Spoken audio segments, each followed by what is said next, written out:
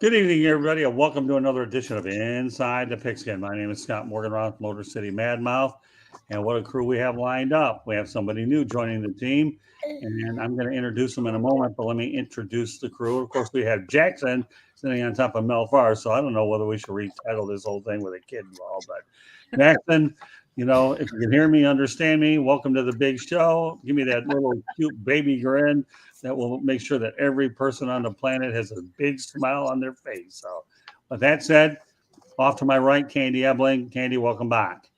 Thanks, Scott. Nice to be here. And Rick Curdy, Mr. Opinion. Yeah, you're going to have a lot today, 2 nights. Hey, Scott. Hey, guys. Hope you guys are doing well. And we'll go to Travis Holmes. No relation to Sherlock. Okay, I had to get that in there. Hey, thank you for having me. We enjoy having you. You're fantastic. And my running back, Mel Farr Jr. and Jackson. Welcome back, Mel. Thank you. Great to be back, guys. And, I'm not very good when it comes to songs, though. I won't say the new kids on the block, but we got the new guy on the block named Michael Semio. Did I pronounce that right? That is close enough. Yes, that's good. All right. Well, I tried. It's been done worse over my lifetime, so that I'll take that.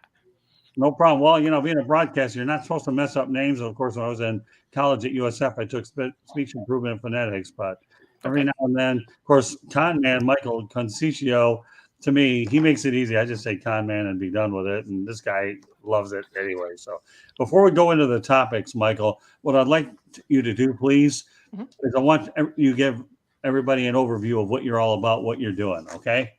Sure. So currently, I'm in the middle of writing a memoir, which is my memoir, which I hope to have in the editor's hands at some point this summer. I've been dragging my feet on this for a little while, and I'm kind of put up or shut up at this point. So that's what I've been doing privately. My profession is I am a healthcare consultant, working remotely for the time being. That's sort of my life. That's about it, really. That's sort of what I've been doing and what I do professionally and what I do personally. Well, that's fine. We're looking forward to your contributions on the different shows that we have here. Sure. Obviously, we wanted to get you on this one here, football. We have a lot of timely stuff. Give everybody an overview of what we're going to talk about. We're going to talk about Championship Sunday, a trio of coaching hirings. And I have something called, which is really interesting, the absurd stat of the century. And if you want to know what that's all about, folks, stick around because this one is really going to blow you away. So, Candy, why don't you let everybody know a little bit about us and how they can reach us and watch this podcast, please? So if you are watching us, then I hope you have subscribed. If you haven't, that little red button in the lower right-hand corner, please hit the subscribe. We're trying to get to 1,000 subscribers. You never know which one you will be.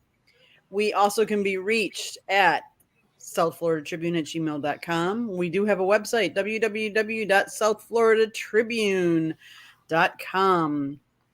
And you can see all kinds of content we have up there. We have all of our shows up there. If you want to listen to us, you can listen to us wherever you get your podcast. Apple, Google, Spotify, all those good places. Scott? All right, Candy, thank you very much. Well, we're going to start it off. Well, we should have started it off. And you know what, Michael? You're going to lead off because you're the new guy here. I want to get some observations about Championship Sunday. Did it go as you expected or as you didn't expect it?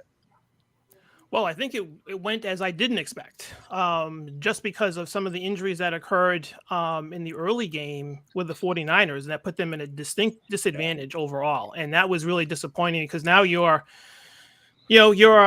an underachiever at that position and you kind of overachieve for a period of time. And now that position's lost. And I think, it was very disappointing because I was hoping for a good rivalry there and a good outcome, and it just really didn't happen. I kind of used the analogy at some point during the day where I felt it was sort of like, you're playing in a tennis tournament and you're not playing all the best seeds because they're losing early, and you're just kind of having to play the seed that's in front of you. And that's what it sort of felt like. It felt like I had Philadelphia in that game anyways, just because I thought their line play was going to dominate that team anyways, I thought. And especially with that particular situation and that time, the quarterback situation with the 49ers I still didn't think it had been proven in a big situation. And that was a huge situation. And when that got removed, everything kind of goes sideways for that. The second game I thought was Not very well played, just for different situations.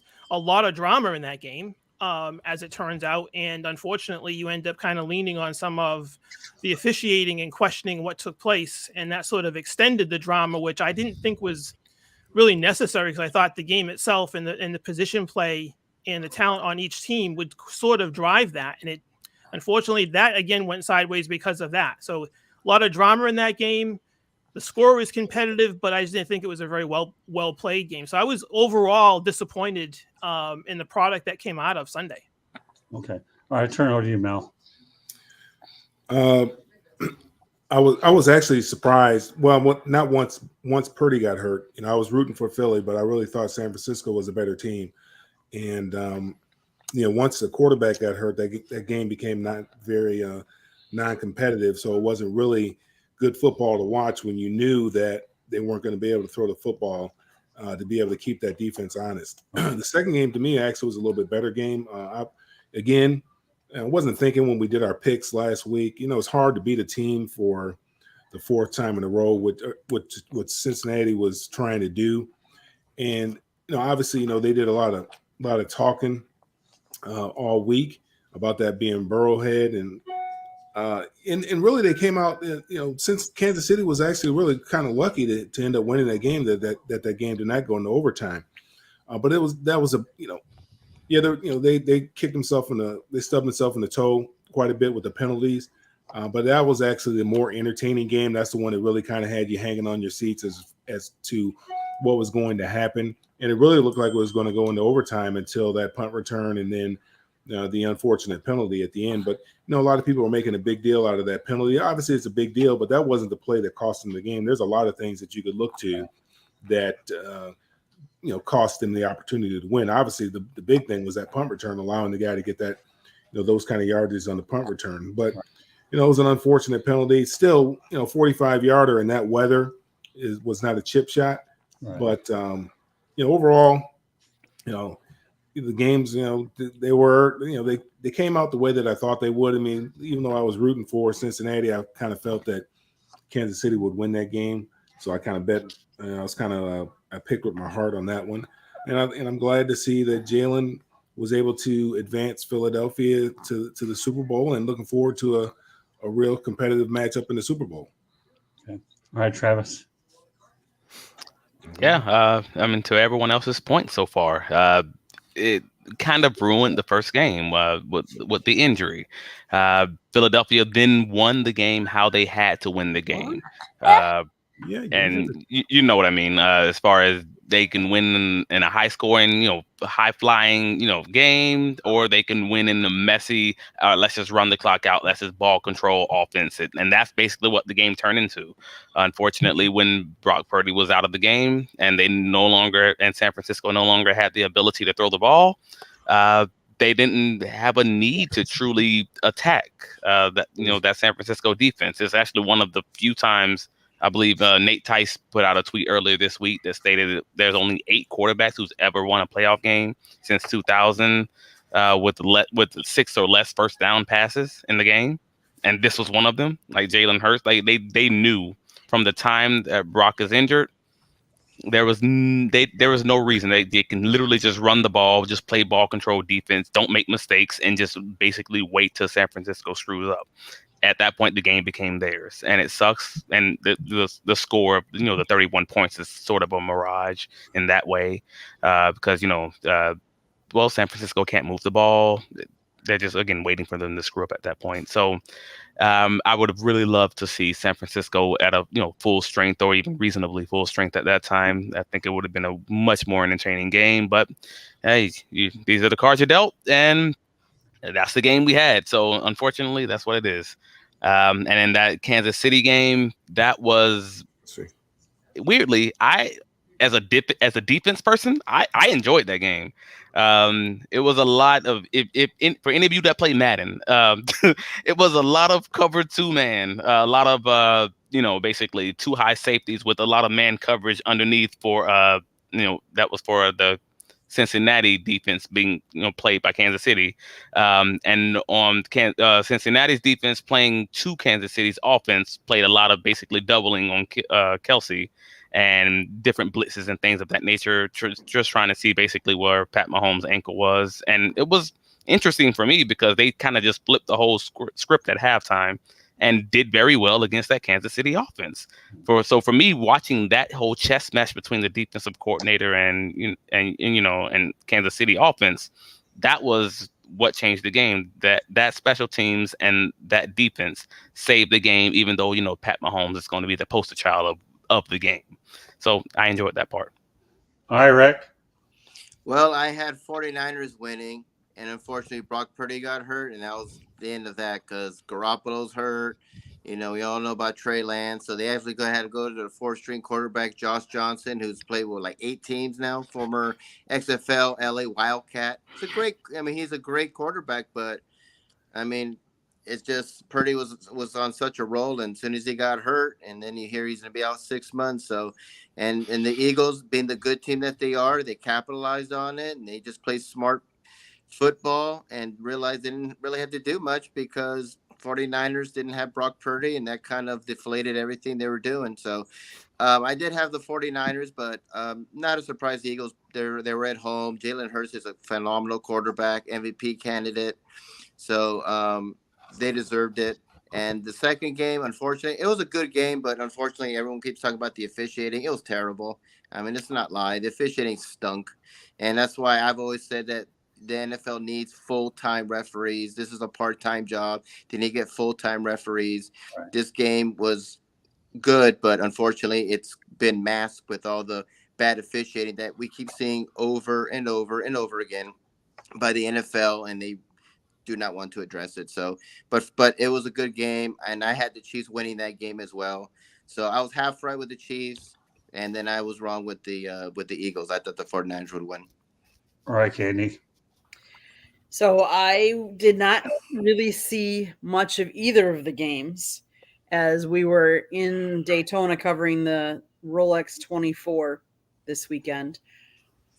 But from what I've heard and from what I've listened to, and one of the things that kind of surprised me is, yes, everybody keeps talking about San Francisco being injured, but not a lot of people are talking about San Francisco's defense, because I thought San Francisco's defense was supposed to be lights out and everybody thought that was how they were going to win the game. And it's not how they won the game. 31 points is a lot of points for a defense to give up, even with a quarterback that was injured. The other game, the Chiefs and Bengals game, that was a passing game. As I look at the totals, Kansas City had a total of 42 yards rushing for the whole game, and the Bengals only had 71 yards rushing as well. I was not expecting that. I was expecting, a little more even, but hey, that's why they play the game, because we all think we know who might win and who might not win, and any given team can beat any given team, and you're not always going to know that the strengths are going to come out and that's what's going to excel. A lot of kudos to the trainer though for Patrick Mahomes. She really, from what I've heard, she's really given him a good regimen to really help strengthen that ankle to get him back at least on the field like he was. All right. I want everybody to raise their hand if they've seen this movie. Okay. Ready? Back to the Future. Mel, you didn't see it? No, sir. Okay. Well, here's why I'm throwing it. Okay. My picks were outright awful. I went with Back to the Past. Okay. And when I say Back to the Past, I picked Cincinnati and San Francisco. Once upon a time, these two played in a Super Bowl 16, which was a high-rated game, and they played Miami. But there's only one little problem. Joe Montana's not walking through that door, and neither is Boomer Esiason or Kenny Anderson. So, you know what? I don't mind eating crow, and I'm eating it tonight. I was outright wrong and was 0 for 2, and I'm not afraid to own it. So I was going back to the past and forget Back to the Future. I outright was wrong. period, but at least I survived a Rolex 24 and lasted 30 hours covering the event and was up 40 straight. So I'll take that, but don't expect any prognosticating advice from me if you know what's good for you, because I will not answer any death threats whatsoever if you get it wrong because of me. Okay. So contact me at your own risk. I simply got it wrong. I wanted Cincinnati and San Francisco. And what did we get? Philadelphia and Kansas City. And one little footnote here. Obviously, that'll be talked about over the next couple of weeks. You have two African American quarterbacks as a major storyline. One of them is going to win. So I think it'll be really pretty cool stuff to see one of those two, Jalen Hurts or Patrick Mahomes. It's a good storyline. So, with that said, okay, let's go on to coaching. So, everybody, I'm not afraid to admit when I'm wrong, and I have zero issue with it. If I'm wrong, I'm wrong. I was wrong. All right, we're going to talk about some coaches. Sean Payton's going to the Denver Broncos. You know what, Rick? We're going to let you lead off with this one. Well, the Broncos, new ownership. They got the richest ownership. He's the chairman of Walmart. They got lots and lots of money. It was a disaster last year. We know that they had to get rid of their coach. And so you always heard Harbaugh, you heard Sean Payton, you heard Quinn. Those were looked like they were the three. I know they were trying to get DeMeco Ryans at the last minute, but they eventually got Sean Payton. And they wanted to make a big splash, and they did. Didn't have to give up as much as I thought they would. But it's a good hire. I think that's where Sean wanted to go from the very beginning. I thought it was the best job out there because you got a rich ownership, great place, just the team. So hopefully he could fix Russell Wilson. That's going to be the next question. Was it really all Nathaniel Hackett's fault, or is Russell just declining and getting old? We'll see. I thought he looked better in the last two games with the interim coach. So it'll be interesting to see Sean Payton back. Let's see what he can do without Drew Brees. Can he make Russell Wilson like Drew? I don't know. We'll see what happens. It's a great hire for them because they needed a home run hire, and that's the home run hire. So good job for Denver. They had to make a big splash, and I think the fans right now are so far, I think, a little optimistic for next season. It can't get any worse than it did last year. Yeah, that was bad. All right, Travis, what do you think? I think I'll agree with 99% of everything that Rick just stated. I think the majority of Broncos fans probably are, optimistic about this hire. I mean, again, this was the guy that the majority of the fan base would have preferred. Also, if you just get rid of all the surrounding issues with the messiness of the hire, everything's probably awesome. Now, of course, because of the surrounding aspects of the hire and, the whole Ian Rappaport versus Adam Schefter tweets and the dueling tweets, we'll call them, it almost sounds like they backed into this hire, maybe like this was their second or third guy. And they kind of just, freaked out and just closed the deal after the DeMeco Ryan hire fell through. But again, if you get rid of that and just on the surface and just look at the surface, this is Sean Payton. You're giving up a first and a second. It's not that expensive, for a coach that you're expecting to hopefully, fingers crossed, coach for at least, 4-6 years, somewhere in that range. So again, great hire. Let's see if, you're putting all your chips on the table. This is going to be the thing that lets you know whether or not the Russell Wilson thing is going to work. That's pretty much likely going to be his last hurrah. So, fingers crossed that works out with him. And if it does, then everything's great and there's parades in Denver. All right, Candy, I want you to go into the chat room and let everybody know what we got out there. Jeremy Ballrick will be on Thursday's edition of Fire Up Michigan. We didn't do it last night, obviously, because I was a little tired, but so we moved it to this Thursday as well. So, Candy, why don't you go ahead and show and tell? Well, Jeremy said good evening, and then he said Sean Payton was only hired in Denver because Ryans went to the Texans. Ryans was their first choice. Okay, that's what Ian Rappaport says, and Schefter apparently disagrees. So there's who knows which one's right or wrong. Well, nevertheless, it happened. So, all right, Mel, we'll turn it over to you. Yeah, I think it's I don't know if DeMeco Ryans. I mean, I heard a lot about that too, about DeMeco Ryans being the guy that they targeted. Then I saw he pulled his name out of consideration. I don't necessarily understand, maybe it was a contract situation, the type of contract they're looking at giving him versus the one he got with the Texans, which, I'm glad he was able to secure a 6-year contract because he's going to need one because, it's going to take him a minute to find a quarterback. They have to find a quarterback. They have no semblance of a quarterback there in Houston. I like it for Russell Wilson. I like it because, I think Sean Payton will be able to get the best out of Russell Wilson and get him back. Everybody's saying, what's wrong with Russell Wilson? Can he fix Russell Wilson? Russell Wilson's not broken. Maybe he needs to have a coming to Jesus meeting and realize that, hey, you're not all of what you think you are. You're a part of this team. You're an integral part of this team, but you are a part of this team. You aren't the team. And get him back to doing what he was doing when he was when he was a rookie, which is really, 50-50, a 50-50 pass run game. I mean, Russell works better when they have a running game. And I know Sean likes to run the ball. He's very creative about ways of getting the ball to the running backs, and they're creative with ways of getting the balls to the wide receiver where he doesn't have to stand in the pocket so long and take so many hits. So I think it's going to be good for both of them. And I think for the fans, for Denver, I think that was probably the only hire, the one that the guy that they're really hoping that they could secure. Hopefully it works out for him based on the things he did in New Orleans with the quarterback with Drew Brees. I would say that this, it should work out pretty well. Now, whether or not they're going to be able to win a Super Bowl, it's tough. The AFC is tough. Cincinnati's going to be right back there. Buffalo, obviously, they're a little upset, a little angry right now too. Kansas City, they're going to have to deal with them. They think that the Chargers have gotten better with their hire as at the offensive coordinator. Jacksonville is going to be good, so it's going to be tough for them to come out of the AFC. It's going to be difficult, but I'm excited for the fans in Denver. Michael?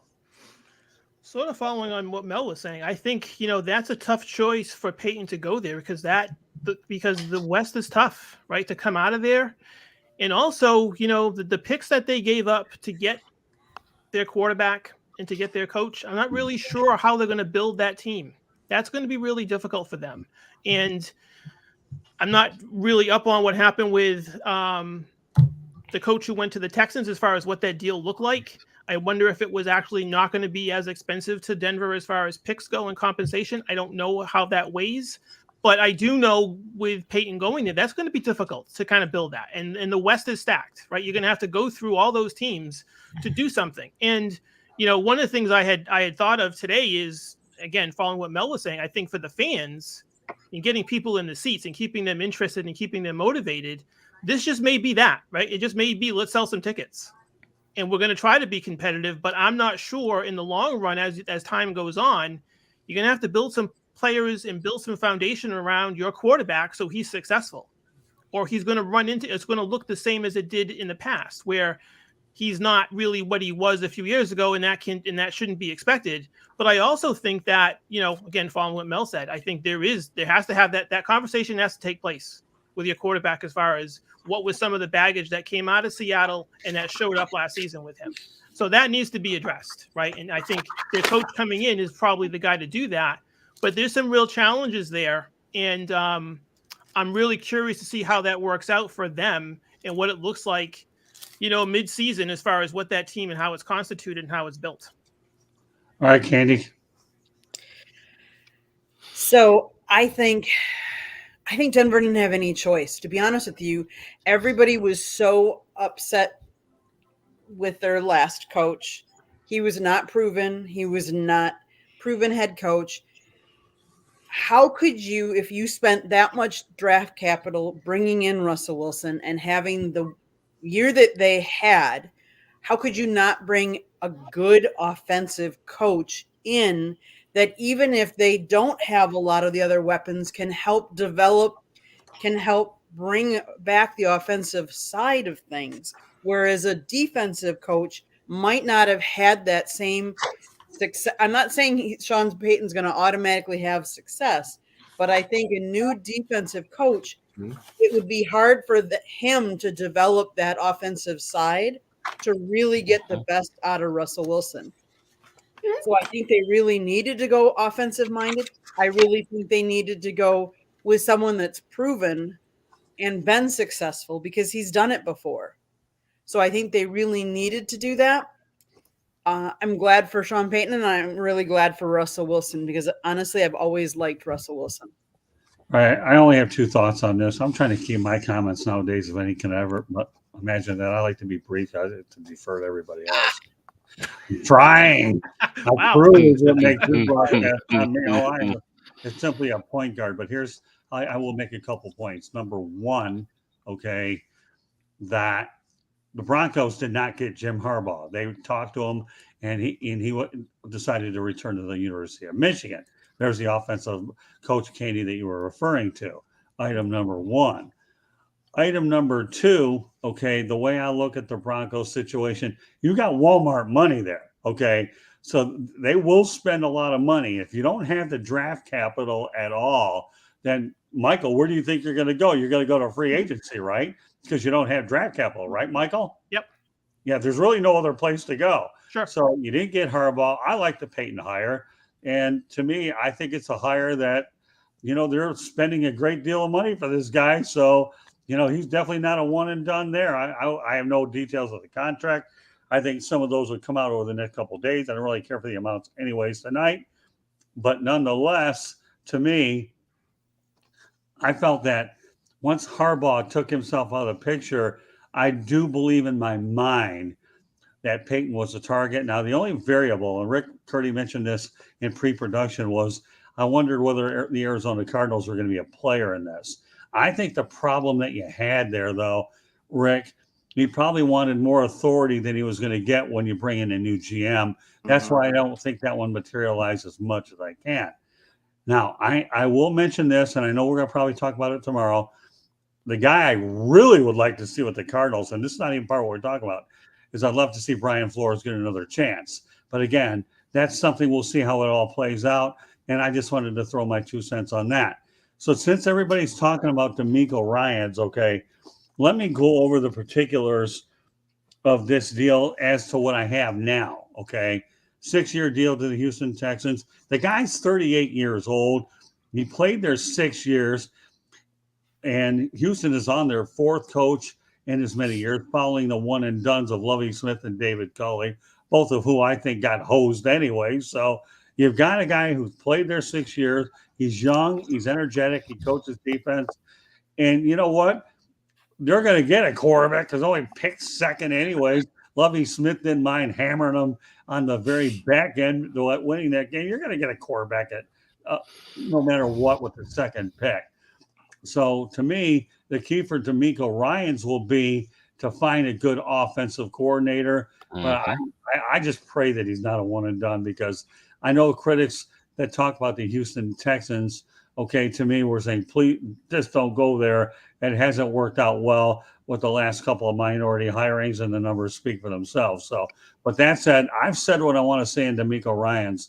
So what I'm going to do is turn it over to the crew again. And Michael, you know what? I'm going to start off with you this time. Okay, Michael, go ahead. What are your thoughts about DeMeco Ryans?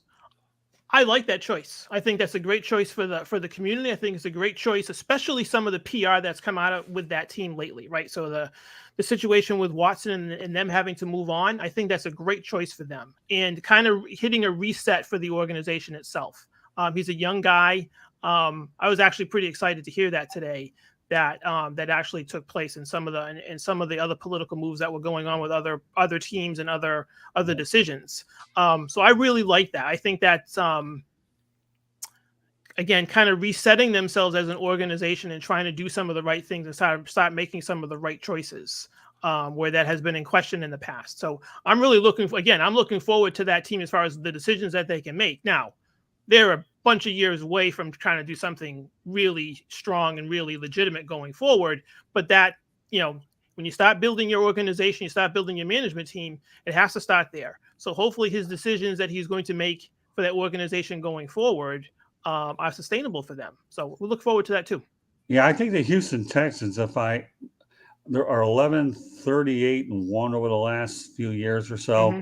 So in my opinion, okay, he's got everything to gain, and there's not much to lose because they've lost everything anyway. So what's the difference? And I think that's the Denver deal too, right? He's not going to go there because there's all that expectation and that pressure, right? So to your point, we're starting kind of from some zero here, so let's go. Good point, Michael. All right, Mel, take over.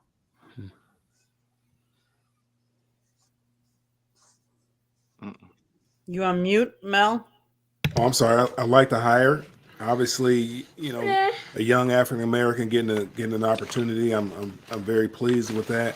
He's done a great job up there with that defense. That defense flies around the football. They play hard for him, and obviously, I don't know if there's many people that really were interested in that job, to be honest with you. And it kind of makes sense for him to go there because he did play there, so maybe he has a little better feeling for the organization than maybe some other coaches may have.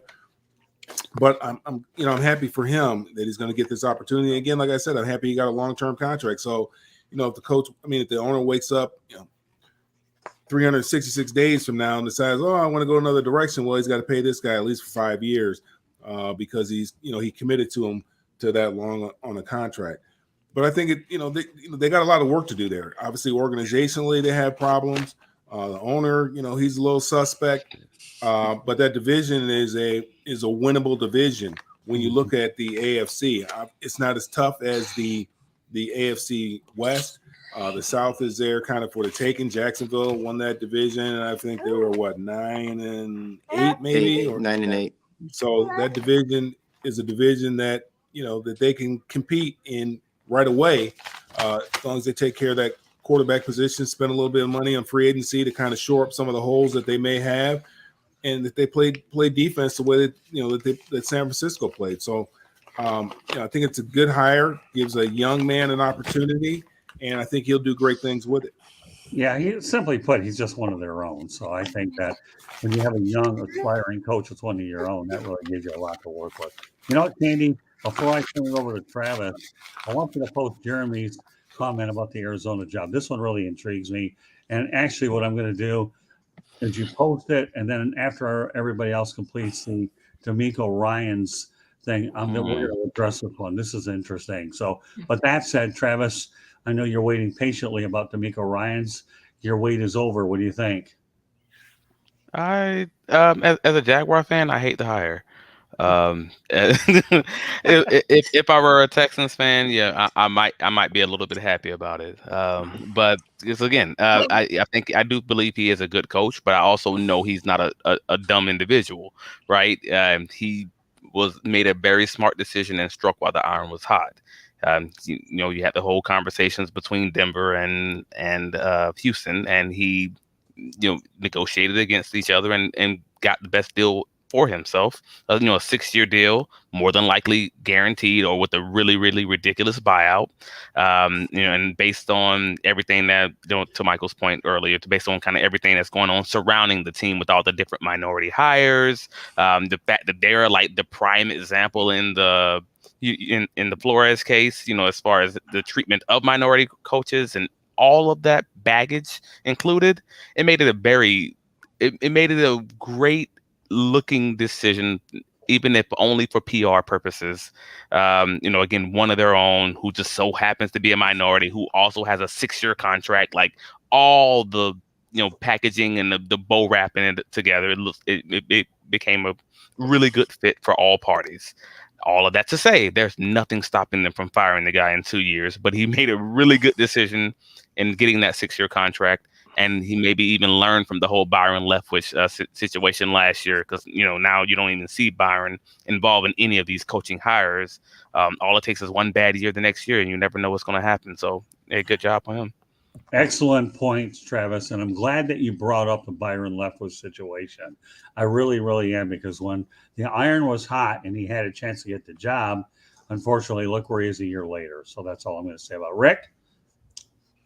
Well, I'm happy for Ryans. He's a great defensive coach.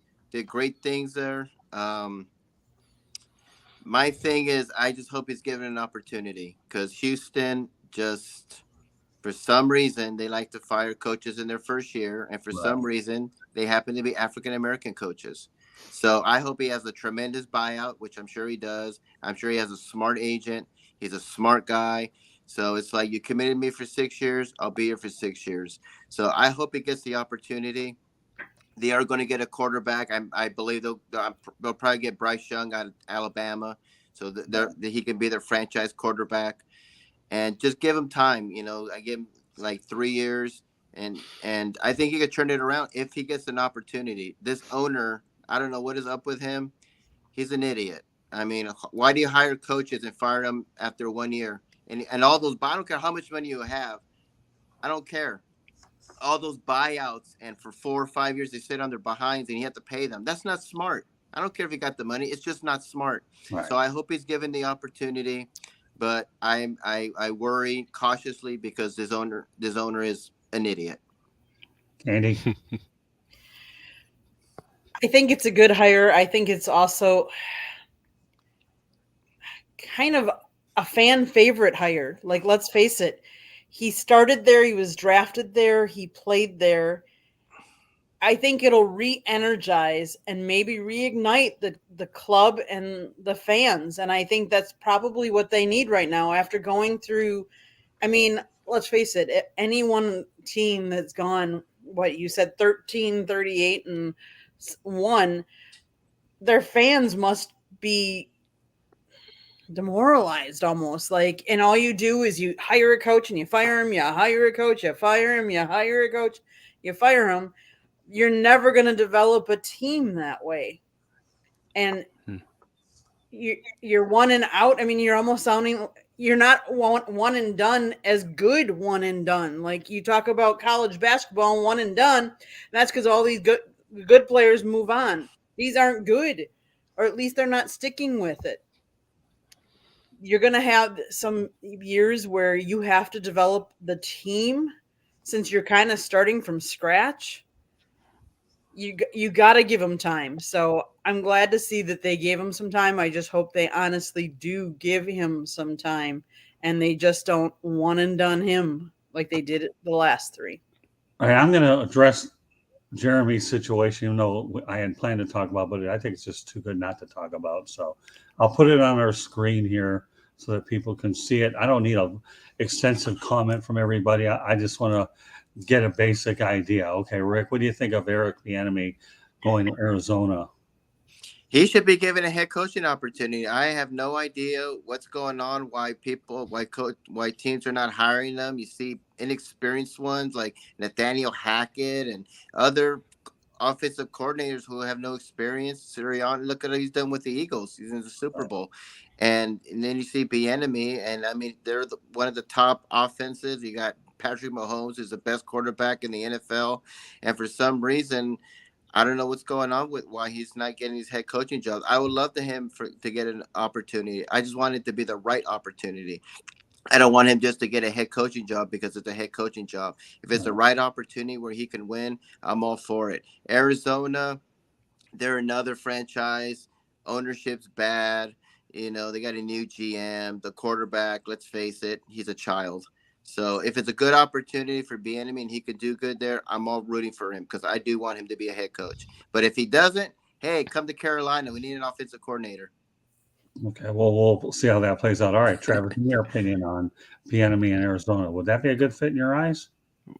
I mean, I guess technically a good fit. But if I'm real, and I don't think you brought me on here to be fake, he'd simply be another situation where I feel like another black coach is going to get hired and get fired within 2 years. I don't think it's really it may be a great situation because it's a head coaching job and he hasn't had one. Right. I mean, that's just to be clear. But in reality, do I think Arizona as a team, as an organization, based on the resources that they actually have, based on the injured quarterback, et cetera, do I actually believe that they're going to give him that full, let's say 3 years, a 4-year time frame to get, his offensive situation right? That's a whole nother conversation. And that's the piece that I don't fully trust. But yeah, sure, they may absolutely be waiting for him, and maybe he takes it, maybe he does well, and everything's hunky dory. But do I have that true confidence in it? Not necessarily, because again, you have a injured quarterback and I'm not even sure who that backup quarterback is in Arizona, if I'm honest. And what do you do with that? So basically, your first year, is it done? Or you're already into year 2, and you're hoping that in years 2 to 3 that they gain the new offensive system? That's a lot. That's a lot to put on any first year coach. What do you think, Mel? Jackson? Whoever wants to answer the question. I mean, I'd love to see him have that opportunity. Usually, when head coaching jobs come available, it's because there's something that's gone wrong. There's a lot of things that have gone wrong, whether it's ownership, front office, or your quarterback position. And, they got a new guy in the front office now, new GM there. Obviously, they have a situation at quarterback right now with Kyler being injured and also being able to manage him. Everybody wants the new shiny toy for the head coach, who has the most creative offense and so forth and so on. The key is, somebody's they have to be able to lead men. You want a leader of men. And if Eric Bieniemy is a leader of men, then he's going to get the most out of those players, and he's going to maximize that opportunity.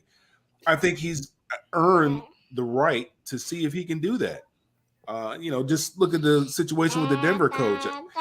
He may be a good X and O guy, but he was unable to lead those men. He was not a good leader of men, and he lost that locker room.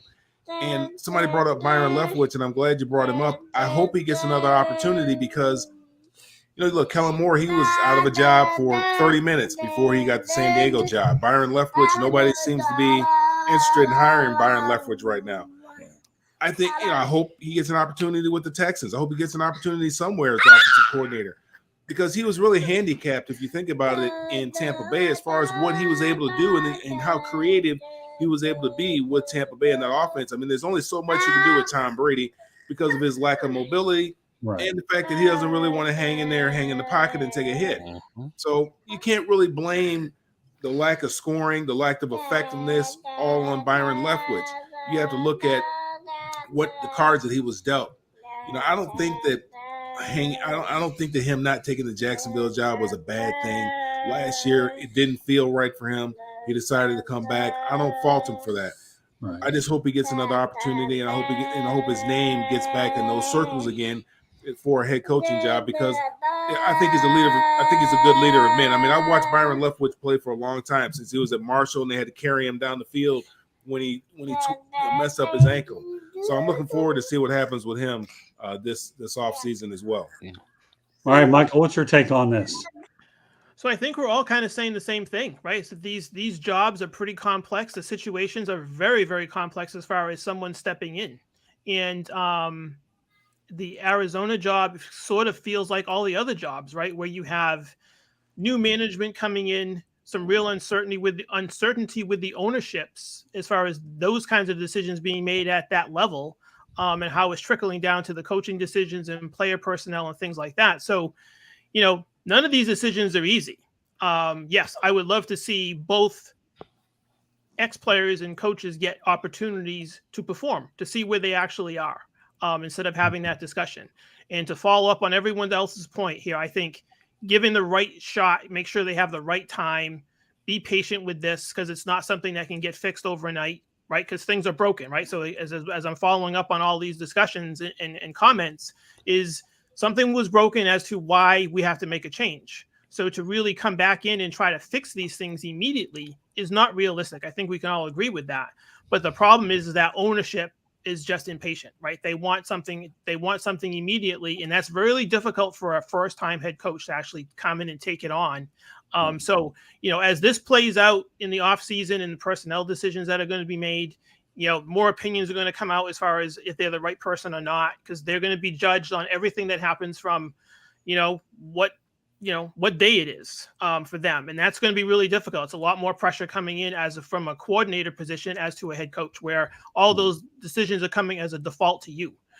So it's a brand new world for all of these men that are taking these positions. And yes, I want to see those other coaches get opportunities so they can prove themselves and just see where it lands. So, the NFL has, as not to get off topic here, but the NFL trying to make sure that we're all talking about the NFL every single day of the year. This is where that trends, right? It's those storylines that are now impacting in between now and the Super Bowl and the NFL loves this, right? So it's just more content for everyone to kind of sink their teeth into. So it's good for them and it's good for us as far as having content to actually discuss. Okay. Candy, what are your thoughts about this? I'm going to agree with everybody else. I mean,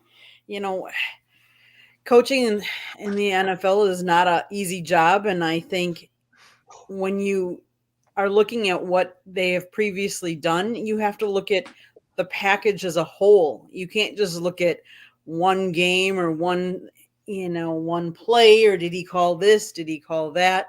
You have to look at who looks at the players that they're coaching and who brings out their strengths. Mhm. Because that's really what you need to do, is you need to bring out the strengths of the players that you're coaching. All right. You know why I waited last to listen to all you? Because I have a pretty interesting perspective that I think I really want to share with everybody. Okay. I don't know why. They give Cliff Kingsbury how many years? Like 4 or 5 years. So they don't lack patience there.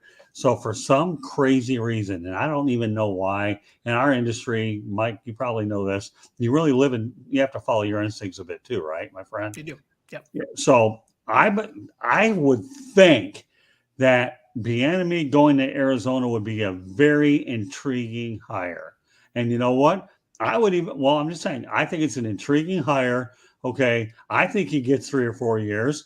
And the fact that he's had success with Andy Reid the last several years, if there's ever a better time for him to get hired with Arizona, this is it. And the Arizona Cardinals want to make sure that, obviously we don't know where the Florida situation is going to go, but I think they'd like to shake that reputation that the Steve Wilkes situation was a bad move by trying to correct it with a situation that could be a little bit better, because that was, unfortunately, to me, a bad look for them. It really does.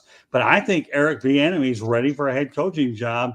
And you know what? Right now, when you look at where they're at, I do believe, unless they regress, and there isn't much to regress there, that, to me, I think it's a great potential hire if they consider bringing Bieniemy to Arizona. I really like it. I'm intrigued. I think it'll go longer, more than you think. And Jeremy, I want to thank you for bringing it up, because I think that's a really intriguing topic. So with that said, we're going to go ahead over to Rick Curdy's neck of the woods, and we're going to give you first word on this one. Frank Reich going to the Carolina Panthers. Rick, I know you've been on this horn for a while. Go ahead and take it. Well, I've been for months been saying I would love Steve Wilkes to be retained, and I still wanted Steve Wilkes to be retained. He did a great job. He's from Charlotte. That team was a disaster under Matt Rule, and he didn't care. He was just waiting for this next college gig.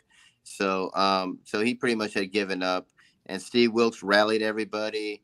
The fans were leaving. He brought the fans back, and it's just unfortunate, like in Arizona, just they want to go a different direction. However, I said that if they do replace him, and I was looking at that, he's probably not going to come back because they were doing second interviews with everybody. That when I heard Frank Reich's name up there, I was intrigued. I said, Frank Reich, huh? And then when they hired him, I didn't realize this. He was the first Carolina Panther quarterback in history. He was the first one to throw a touchdown for their franchise. He lives his daughter lives in Charlotte. He actually was an assistant at Wingate University, which is like an hour away. So he has ties here. And I like Frank Reich. I think he's a good coach. He did a good job in Indianapolis the last 2 years they had Carson Wentz and they had Matt Ryan, and they have a very bizarre owner over there, to say the least. So, but his time there, it had to go. I'm glad he's here.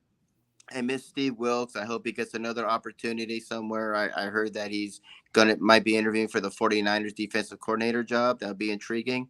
But overall, I think it's a very good hire. And I think maybe Tepper got this one right. You just got to give him time. I think they will. We'll see who he hires as his coordinators, if he's going to do his own play calling.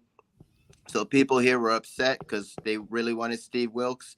But as time has gone by, they really do like Frank Reich because he's a good man. He's very respected in the league.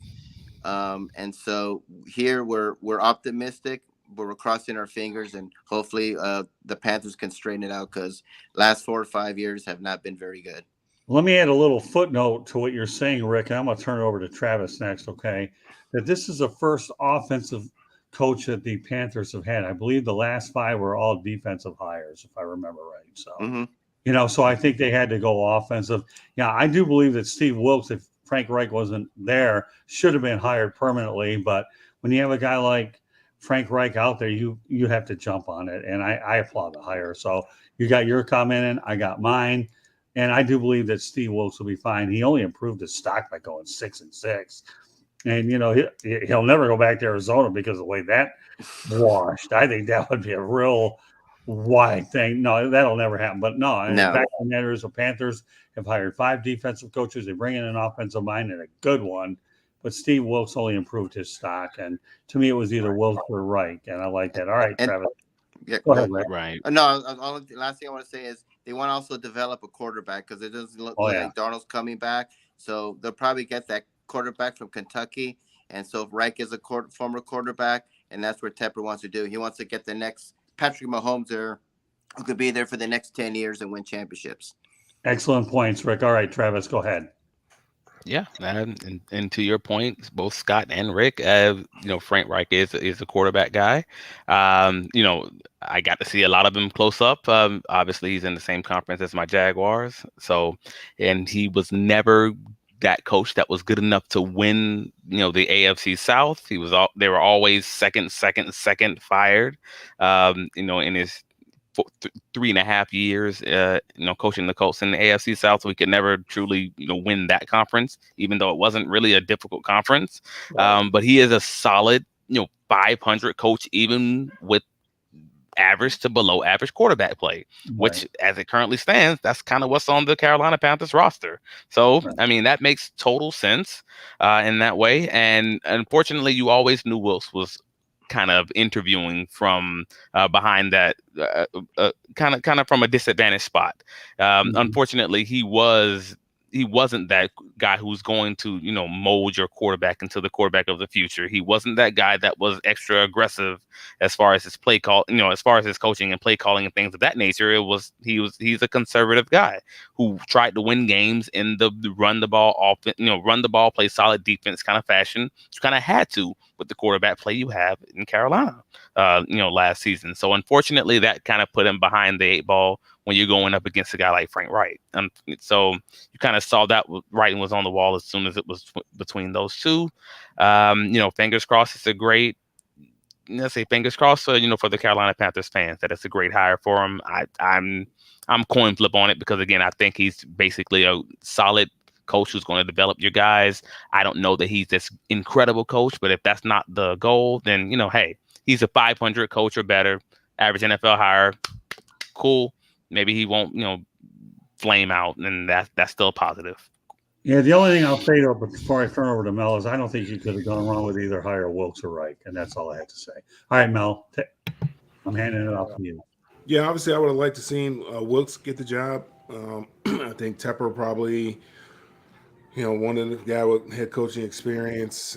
Even though Wilkes had maybe some successful head coaching experience, but I think Wilkes, if he would have gotten the same, he's going to have the same resources that Frank Reich's going to have. Now he was fighting with one hand behind his back when he got the job. You traded away Baker Mayfield. You got a quarterback, Sam Darnold, who's coming back from injury. Then you have the guy that was in the USFL or whatever, who was a quarterback. PJ Walker. Yeah, PJ Walker, who was the previous coach's quarterback at Temple. So he's playing with one hand behind his back. And, everybody talks about, need a quarterback, need an offensive minded coach for this or that. Need a leader of men. He showed he could lead men. Men would follow him. You can get somebody to teach the quarterback to play the position. That's why they have a quarterback coach, right? Or offensive coordinator. He can teach the quarterback the position. You don't have to be a quarterback guru, or you don't need to play the position in the league to understand or to get the best out of that position.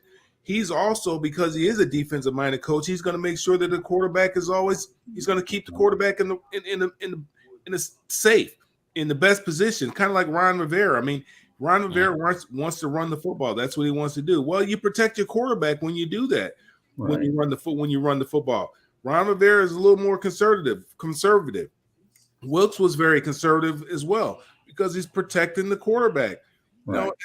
As you get your quarterback and you get a little bit more comfortable with your quarterback and he becomes a little bit more comfortable in your system, then maybe you can, loosen the reins on him a little bit and allow him a little more freedom. Maybe, maybe you're not 45% pass, 55% run. Maybe you go 50-50. Maybe you go 55-45, swing it the other way. But, the best offense is good defense. And, protecting your quarterback, that's what Wilkes was doing. Now, we'll see what Frank Reich is going to do. When he had a decent quarterback there in Indianapolis, he was able to do some stuff. But again, it's not about, offensive guru, or it's about being able to lead men. So we'll see how these guys will respond to him coming up the next few seasons. All right, Michael. I really like the hire. I think it's a great hire for the organization. And to follow all these points, stand-up guy, right? And has respected as a player as far as going back into college and what he did in college and leading some of the great comebacks as a player in college football and professional football. And I don't think they could go wrong there. If they had gone young, that would have been a real issue as far as bringing somebody in who had no experience.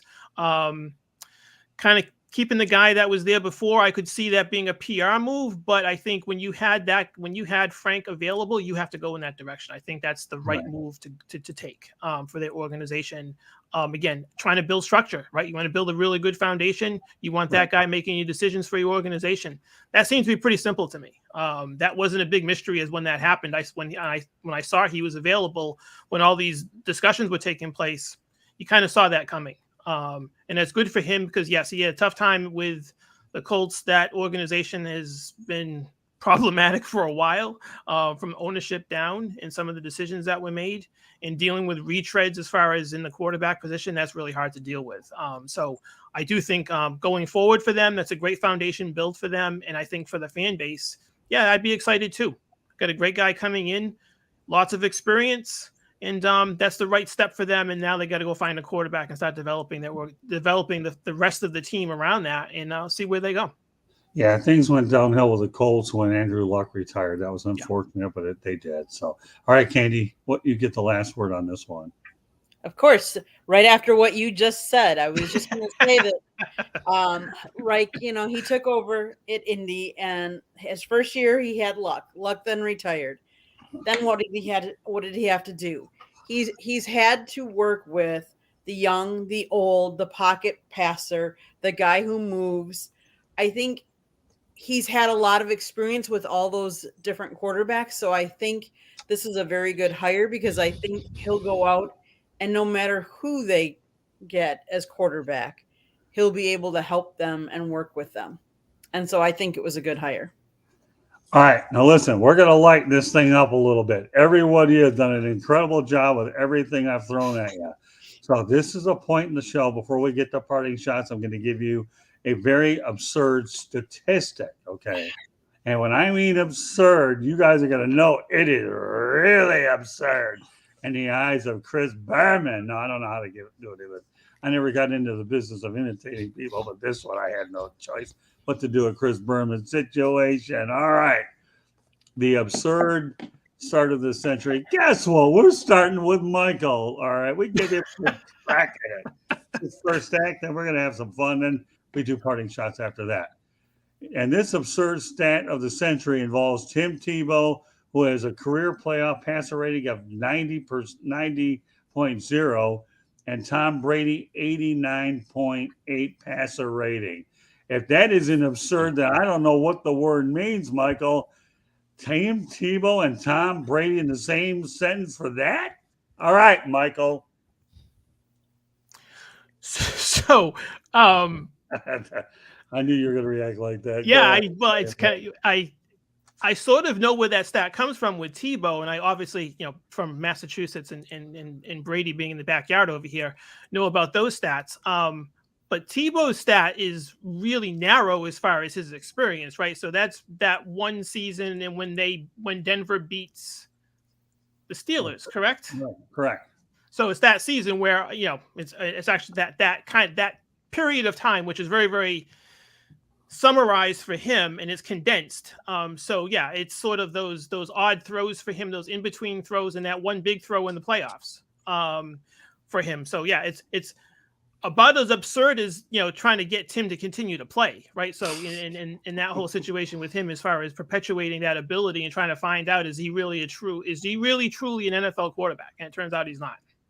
And that's why I brought it on here, because I wanted to lighten things up. And now Michael's already figuring me out after what show. And guess what, Michael? Okay, you're coming back on with Cardi tomorrow night. So you're going to find out that I can do a lot of crazy things, and you're going to be a quick learner. All right, Mel, what do you think of this absurd man? I don't believe it, to be honest with you. I don't know where it came from. I find it very difficult to believe that he has that they're in the same stratosphere as far as passer rating is concerned. I don't believe it. And I've always liked, I like Tim Tebow as a person, even as a player. I think there was a place for him in the league, because of the kind of guy that he was. I just think that you had to, adapt an offense that was going to work with Tim Tebow instead of trying to prove to everybody how smart you are and say, hey, I can, get Tim Tebow to run my offense when he was there in Denver. But, everybody's doing what he was doing at Florida, the zone read, all that's what they're doing now. I think there was a place for him in the league at that position, just because he was a winner and he was a leader of men. But I still, that statistic, I find that very difficult to believe. I really need to see where that came from. Well, you know what? I'll screenshot it for you, because I don't mind divulging my sources. Well, a few times I go on Instagram and so find some interesting nuggets, and I found it there. But I'll be more than happy to text it to you. That way you can validate that I'm not making this stuff up. I don't believe in fake news. I'll always say one thing about Tim Tebow before I turn it over to Travis, because he's a Jacksonville guy here anyways, and I get there too. Once upon a time, and I went to my buddy Dan Edwards and wrote a story on this thing too. If Tim Tebow had any sense at all, you don't take New York and you let Rex Ryan sell you, okay? He should have been traded to Jacksonville, where he would have gotten a fair opportunity. He should have, but he didn't. Okay, he took the Big Apple over his hometown. I'm just saying, Travis, you're going to get your moment. And Dan actually kind of agreed with me. Now, I know you didn't really, I don't know if you worked with Dan before, Travis, but Dan, when we talked about it privately, hey, if nothing else, he would have put people in the stands there to begin with. He would have been a gate and he had an opportunity if he would have taken it. It didn't happen. I'm only saying it. But that said, Travis, you can disagree with me from here all the way to Egypt for all I care, and I'll be thinking about the pyramids when I get hammered with your comments. Go ahead. Well, again, I'm a Jacksonville fanatic in every way and shape and point, and that's a problem, because I like Tim Tebow as a person. I don't like Tim Tebow as a football player. Let me rephrase. I don't like him as an NFL quarterback. Right. There are sometimes you can see things that just happen a rookie year, and you're like, I don't think that's going to materialize in his second year, when more teams have an offseason to look at what's happening on the field. You could see it, and you see it with a lot of the rookie quarterbacks and a lot of the quarterbacks coming off the bench with the quote unquote hot hand. It happens all the time in NFL, but for whatever reason, we get into this whole hot hand mentality, and we all start believing in momentum and all these things that technically they exist, but they're not real. And I say all that to say Tim Tebow was incredible that season. He really was, and I will acknowledge that. The greatness of Tom Brady is the fact that he's been that guy his entire career, and not just one season. And even when he has a bad year, he's coming back even better than that, throwing different things and throwing different routes than he was previously throwing. I mean, this is a guy who's literally got rid of out routes in the Tampa Bay Buccaneers offense from the opposite hash. They don't even run it anymore. And he's still being that quarterback, that plus 90%, that 90 QBR quarterback.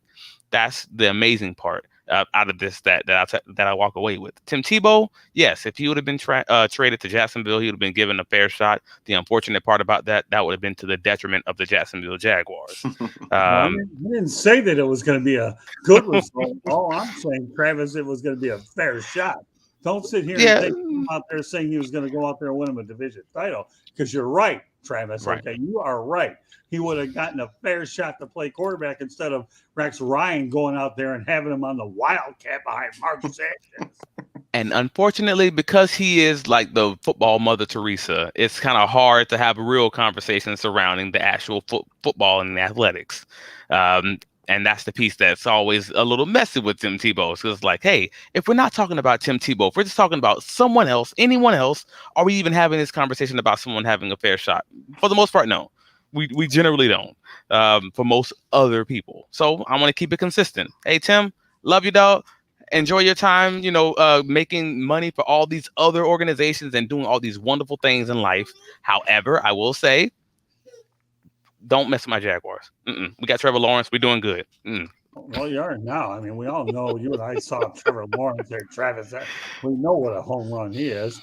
And unfortunately, Yeah. the problem that Tebow's going to have to live with, even though Josh McDaniels is there and he gave him a fair shot in New England, he's going to go down as a bust because he was a first-round pick that didn't pan out. But that'll be for another thing. All right, Rick. Well, yeah, we have some weird statistics all the time. It happens. Brady's been doing this for 20-some years, where Tebow did this maybe 2 years. So so it's a little skewed, but it is an interesting. I mean, this is the same quarterback had 2 completions and won a game.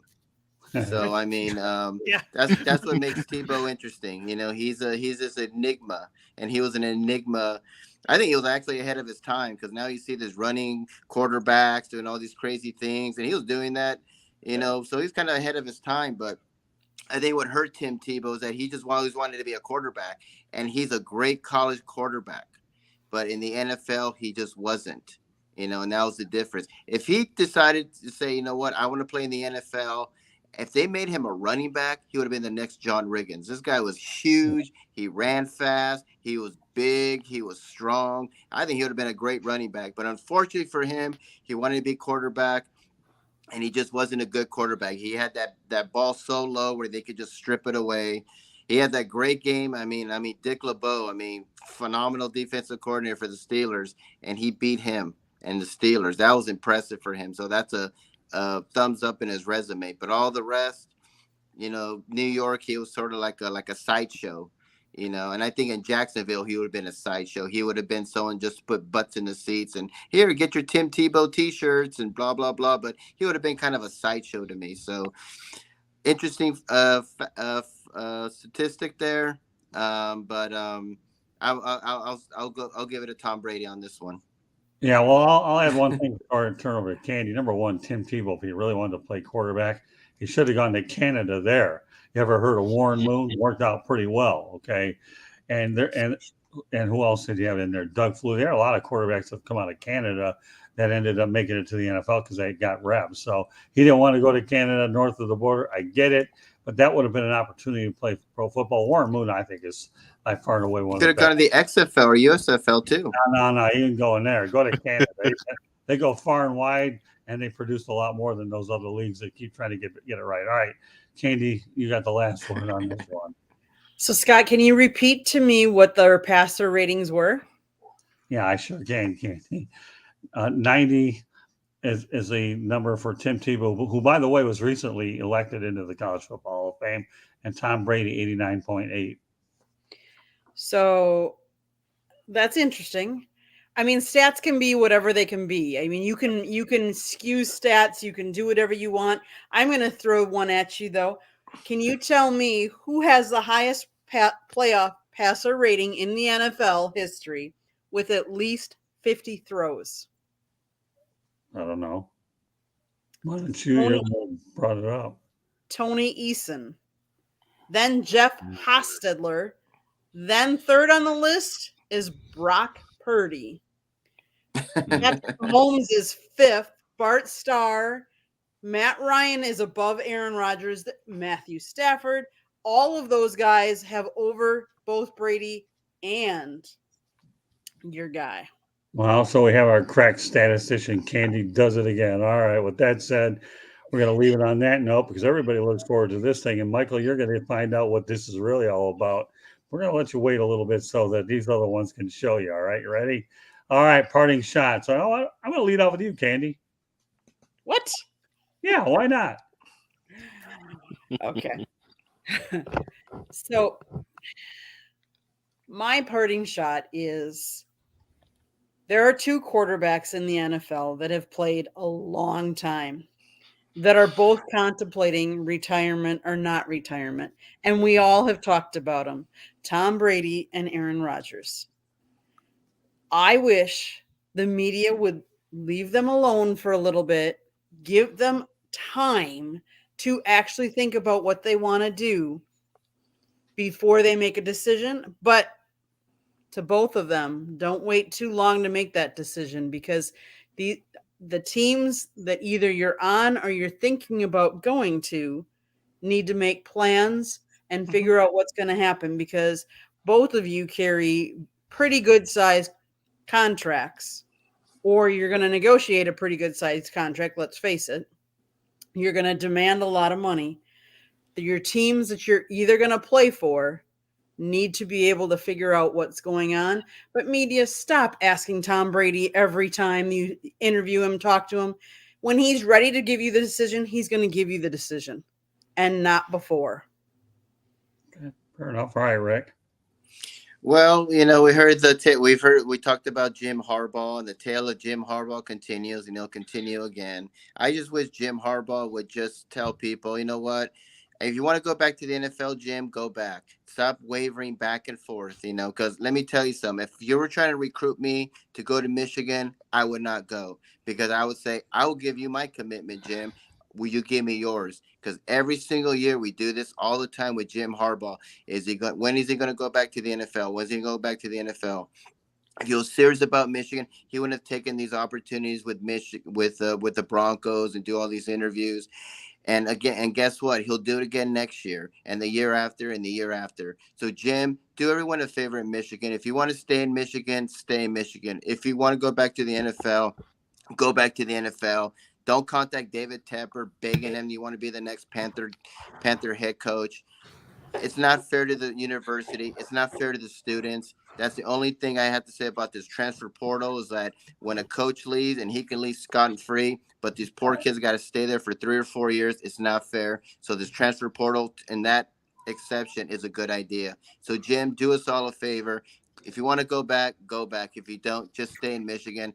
I'm just tired of this carousel of him saying one thing and doing the other. So just do us a favor, stay or go to the NFL. Okay, Travis. My issues for the day, I can't even call it an issue, because I projected, you were all here last week, I projected that Kansas City was going to beat Cincinnati, and the reason I projected that Kansas City was going to beat Cincinnati was none other than Kansas City has a better coach. And I am not a Zach Taylor guy. I have never been a Zach Taylor guy. I've always thought he was a handicap on the Cincinnati Bengals offense. And I think this Kansas City Cincinnati game kind of proved me right on that one. I don't know how you play a Pat Mahomes team and you only run the ball 13 times with your running backs. One of your running backs averaged 4.4 yards a carry, and you still only run the ball 13 times in a one possession game for the majority of the game. That is the wildest part of that game. There was multiple series in which they just refused to run the ball, and it was something that we all walking into the game knew was a weakness of the Kansas City Chiefs defense. They played the majority of that game. Nearly 50% of the snaps were in cover 2 man coverage. And for anybody who plays Madden, you beat that defense by running against it. You just that is what you do. This is high school, kids in middle school know this. Hey, you run against this defense. And this is an NFL coach who was just like, nah, I have better guys. We're going to pass into this pass strength defense. And I'm just like, oh, okay, cool. So he's not the reason they lost, but they were absolutely playing a football game with one hand behind their back. And that hand is their offensive coordinator, head coach.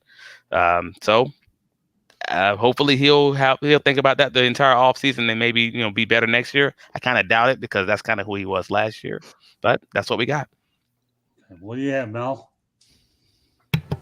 Well, unfortunately, over the weekend, I think it was Friday or whatever, we had the release of the Tyree Nichols video. And it goes back to what we talked about with Colin Kaepernick, or I've talked about with Colin Kaepernick for a long time, that it was never about the flag. It was about the things that happened under the flag. And it's not even necessarily a white-black issue, a race issue. It only becomes a race issue when we are the presumed offender. It's a race issue. It's always a black offender, and it doesn't necessarily matter who the officer is. It's a black offender, and the way that they did this, guy, is just it was heartbreaking. I really didn't want to watch the video because I'm kind of, we deal with this on a day in and day out basis. We kind of know what the deal is, and just kind of tired of it. That we're still here. We are in 2023, and we're still dealing with this kind of stuff. Somebody lost their life senselessly. Didn't have to happen. There was no need for this to happen whatsoever. And a young man lost his life. A mother lost her son. A child lost their father over. We don't even really know what it was over. And it's unfortunate, and it breaks my heart. I told my daughter's boyfriends, man, that you guys got to be careful, man. I mean, you have to over comply now. It seemed like this young man was complying. Now you have to over comply just to make sure that you get home. And it was very upsetting to me. And especially when they talked about when they compared it to the Rodney King video. And I remember the Rodney King video. And that's the first time that America got an opportunity to see the things that black people have endured and been talking about for a number of years. And to say it was worse than that video, and I didn't watch all of it because I just couldn't. I didn't want to see a young man go through that. And unfortunately, we've made some strides, but it shows that there's a long way that we have to go as far as policing in the urban neighborhood where you have brown and black individuals. All right, Michael. So it's pretty tough to follow that, but I'll try. So last couple of days, the NFL kind of showed their true colors, right? What they're doing with the Pro Bowl and who they inducted today to play in the Pro Bowl. And really moving the Pro Bowl is sort of this gimmick all of a sudden, right? And I think they're following what the NBA is trying to do with the All-Star game and how they're going to score the All-Star game. So I'm very disappointed that the creative side of the NFL and the NBA and to somewhat the NHL has done with their promotion of their All-Stars and not really giving them the opportunity to show what they are and produce on a platform that they're used to performing on, right? Inside, we're going to try to create a scoring situation in the NBA. We put this other quarterback in the Pro Bowl today who, if you didn't follow football, you're like, who is this and where did he come from and how does he get here, right? So we're creating gimmicks, and that's disappointing from all the leagues. And that, as someone who follows all this stuff pretty closely, I would have expected more, and I hope for more down the line. Pretty good. All right, I have a couple. All right, first of all, make the first one easy. The LA Chargers named Kellen Moore. Everybody alluded to that offensive corner. I think, simply put, this is a desperate hire for Brandon Staley to keep his head coaching job.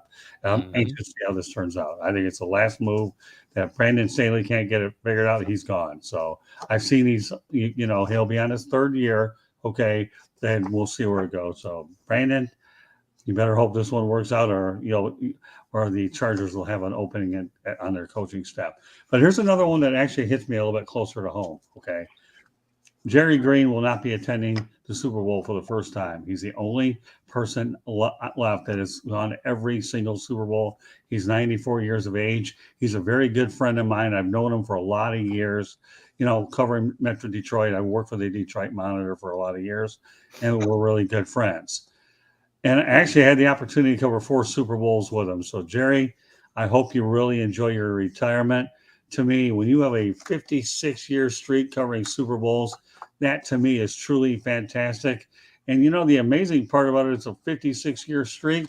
The number 56 is golden because we all know that Joe DiMaggio had a 56-game hitting streak. So all I can tell you, Jerry, enjoy the Super Bowl on TV. And I know that you're definitely going to be missed out in Glendale, Arizona. And God bless, Jerry. I'm just proud that I know you.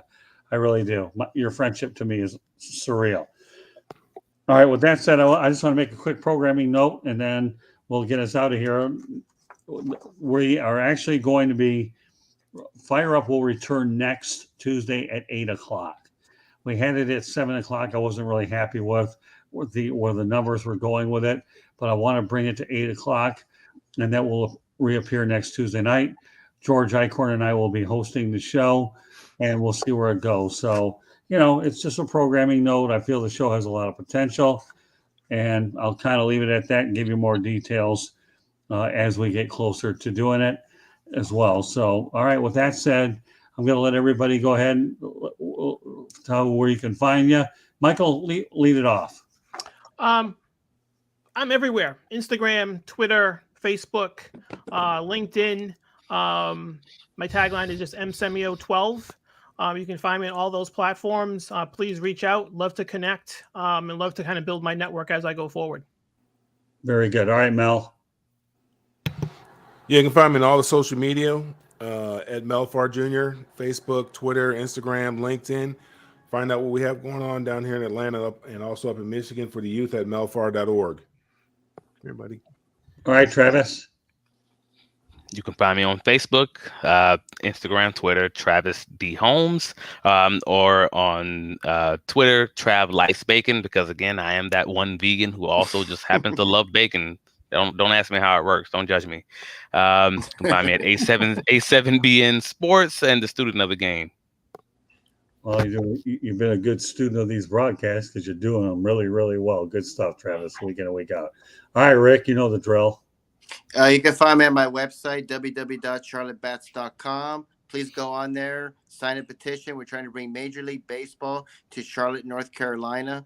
I'm also on Facebook at Charlotte MLB, Charlotte Bats Baseball. I'm on Instagram at Charlotte Bats, on Twitter, Charlotte Bats Baseball. And you can contact me in my email at cltbatsbaseball@gmail.com. And I'm also on LinkedIn under Rick Curdy. All right, Candy, why don't you give everybody our information? So every other Tuesday, you can catch me on Chicks and Salsa on the Sideline Sports Network. Otherwise, you can catch me here on Inside the Pigskin. We have numerous different shows. If you see that red subscribe button in the lower right corner, please hit subscribe. We were trying to get to 1,000. We have all kinds of different shows, from baseball to football to Fire Up to No Limits. Watch for it. Go to our YouTube channel. You can see some interviews that we had this weekend when we were covering the Rolex 24 at Daytona. You can look at our website, www.southfloridatribune.com. You can email us at southfloridatribune@gmail.com. You can look for Scott on Twitter at Tribune South. You can catch our broadcasts if you're looking for the podcast version, on Apple, Google, Spotify, or wherever you get your podcast. Okay, so turn it back over to you, Scott. Did I miss anything? Well, you mentioned iHeartRadio if you feel like it. Okay, iHeartRadio too. That's all right. Well, hey, the major ones. There are a lot of other ones out there that are pretty good. These are 4 main ones. So, with that said, you know what, Michael, I'm going to take a page out of, pardon the internet. We're going to, I believe it's actually, what do you call it? Oh, God, around the horn. You and Rick Curdy get to take about a 23-hour break before we do this again tomorrow night on the Sports Exchange. Hey, I got to throw that in there. Come on. Hey, Curdy and Michael, I mean, good first act, Mr. Michael. Okay. And we're looking forward to having you on as a regular contributor for as long as you want to be. So that concludes this edition of Inside the Pigskin. My name is Scott Morganroth. Thank you for joining us tonight. Want to send our special thanks to Candy, Rick, Michael Semio, good first act. Okay. Melfar Jr., as always. And Travis Holmes gets better and better with every show. Bacon or no bacon, it is what it is. You just make sure that he gives you the information straight on the plate. Oh, how do you like that? Straight on the plate. Yeah, and I don't know where that one came from. I can't even wonder where did that one come from. All right, well, don't worry about it. Straight on the plate. And when I write my one-liners book, who knows if I'll remember to put that one in there, if I ever do. So with that said, thank you very much for joining us, and we look forward to seeing y'all on the Sports Exchange tomorrow. Good night, everybody, from Inside the Pigskin. Good night. See you later.